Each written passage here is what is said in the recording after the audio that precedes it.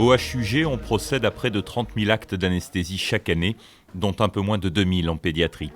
Parmi les anesthésies pratiquées, un nombre de plus en plus important se déroule en dehors du bloc opératoire traditionnel. Les territoires de l'anesthésie qui se développent le plus actuellement sont les territoires hors bloc, c'est-à-dire tout ce qui se fait en dehors de la salle d'opération, tout ce qui se fait en dehors de la chirurgie classique.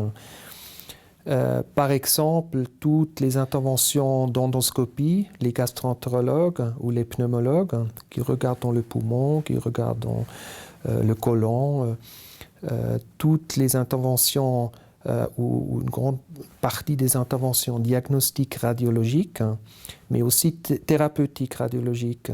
Alors on a toute une gamme d'activités qui s'ouvrent, qui nécessitent l'assistance de l'anesthésie, à la fois parce que ce sont des gestes qui sont parfois douloureux, mais aussi pour le confort du patient qui doit subir un examen ou une intervention qui est désagréable, qui est pas confortable et qui dure longtemps.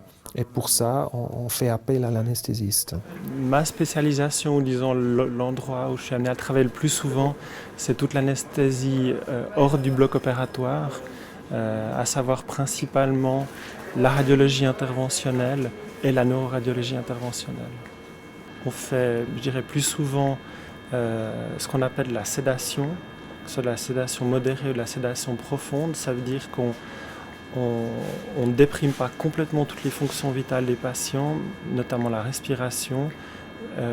On diminue le niveau de conscience et c'est ce qui permet de garder en fait un contact avec le patient et puis de pouvoir lui demander un certain nombre de choses pendant la procédure. En fait. C'est une activité qui va en augmentant, qui augmente de façon plus importante en fait que l'anesthésie dans les blocs opératoires actuellement. Et donc c'est un type d'intervention auquel les générations qui vont venir vont devoir s'habituer, c'est-à-dire aller de plus en plus dans ces environnements. En neurochirurgie, les techniques d'anesthésie ont été adaptées pour tenir compte des particularités de ce type de chirurgie qui traite dans son aspect le plus complexe des pathologies du cerveau comme l'épilepsie ou la maladie de Parkinson. Ce type d'intervention ou de chirurgie de Parkinson, c'est un vrai challenge pour nous. Parce que normalement, les patients sont réveillés, mais pas tout le temps. Donc vous devrez savoir à quel moment, quel type de médicament vous devrez utiliser pour diminuer la souffrance chirurgicale. Parce qu'il y a certains moments où les patients peuvent être endormis.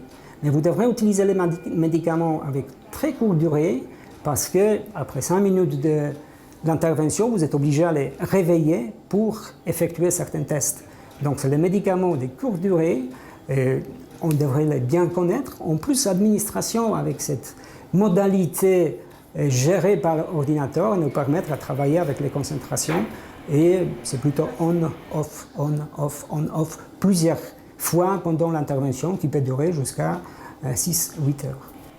Cette spécialité neuro-anesthésie est aussi extrêmement importante parce que vous voulez avoir les patients qui sont tout de suite réveillés pour évaluer l'état neurologique. Ça, c'est aussi quelque chose d'important.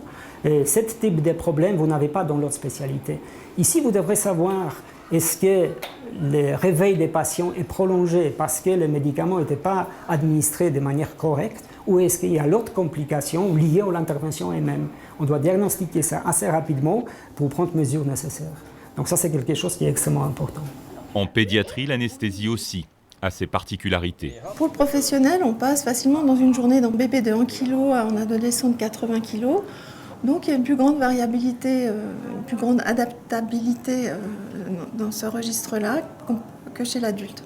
En fait, on a l'habitude de dire qu'un enfant, quel qu'il soit, n'est pas un adulte miniature. Il est différent que ce soit du point de vue physiologique ou psychologique. Puis surtout, les organes ne sont pas tous à maturation. En particulier, le rein et le foie, chez les moins d'1 an, ils ne sont pas encore complètement matures. Et c'est par ces voies-là que nos médicaments sont éliminés. Donc c'est une des différences aussi avec l'adulte. Et puis sur le plan psychologique, l'enfant il est en plein développement cognitif et on ne va pas expliquer les choses de la même manière à un enfant de 3 ans, de 7 ans, de 12 ans. Il faut s'adapter à son niveau, il faut qu'il comprenne notre langage. C'est important de diminuer son anxiété parce que des études ont montré que l'anxiété était un des facteurs de risque d'agitation post-opératoire ou de troubles du comportement post-opératoire. Chez les plus petits, on va plutôt parler de magie, leur expliquer les choses par un côté ludique. On va lui mettre une crème magique pour qu'il ne sente pas la douleur. On va le faire respirer dans un masque comme un aviateur. On fait des comparaisons un peu comme ça. Et puis chez l'enfant, il y a un facteur particulier qui est un peu moins important chez l'adulte, c'est la température. Un enfant, il se refroidit très vite. Et les salles sont souvent chauffées pour diminuer au maximum la perte de température. Donc on surveille de près ça. On met des matelas chauffants, des couvertures chauffantes pour pallier à ça. Pour Adam, l'opération s'est bien passée et sa maman est soulagée. Quand même, à chaque intervention chirurgicale avec l'anesthésie, il y a quand même un risque, mais en général, ça se passe très très bien. Et c'est vrai que mon fils, ça fait maintenant la 5e fois qu'il fait des interventions chirurgicales ici à l'hôpital. Et ça a toujours bien été. Donc voilà, moi j'ai confiance ici à l'hôpital. À chaque fois qu'on vient, ça s'est très bien passé.